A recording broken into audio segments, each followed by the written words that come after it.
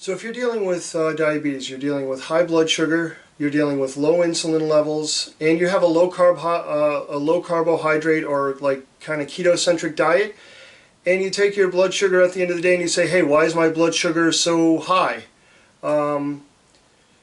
It's possibly because you're making your own glucose internally. I mean, you look at your diet and you say, I barely had any carbohydrates today, why is my blood sugar so high? We actually have the ability to make our glucose internally through a process called gluconeogenesis, which is making glucose internally, or I put in-house. Now, we make our own glucose with our liver, and it's activated by this pt8 gene. And I'm just going to go through the top here, and to turn on this whole making glucose in-house process, we need glucagon, the thyroid hormones, and glucocorticoids. However, to shut off our sugar-making process internally, we need insulin. Insulin shuts off the pt8 gene, which shuts down our ability to make our own sugar.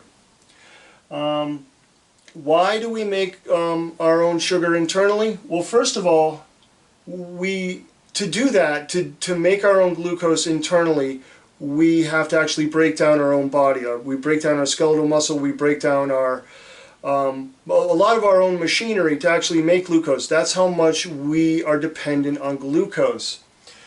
So if you have a lot of sugar in your blood, it's possible that your body is just not using the glucose the way that it needs to, which would prevent you from raising your insulin levels enough to turn off the glucose making process.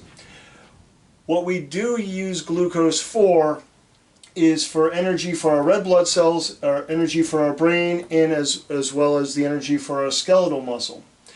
Now, to use glucose for energy for these three tissues in our body, we need a lot of vitamins and minerals. We also need protein. Now, I go through all of this in my Diabetes Part 1 video. I'm not going to go over it here. We also use glucose to make proteins, which are insulin, glucagon, and the thyroid hormones. So we use glucose to make proteins. We also use glucose to make glycocalyx, which is a sugar coat that surrounds red blood cells. We also use glucose and other carbohydrates to make glycosaminoglycans. And now these are these large carbohydrate chains that exist outside the cells of our body that are critical for cell regulation, cell growth regulation. So these actually help us prevent developing cancer. They also allow us to bring more nutrients into the body, and these need a lot of sulfur. So when we make our own glucose, it's because we're not using it the way that we need to use it. It's like having a car that's a full tank of gas and your starter's gone or your battery's dead. It has nothing to do with the gas necessarily, it's the fact that you don't have other parts of your body working correctly to use glucose. So it's not necessarily the fact that you're having too much carbohydrates, it's the fact we cannot use our glucose correctly. So I go through how we release insulin into the bloodstream and what you need to release insulin in the bloodstream in another video.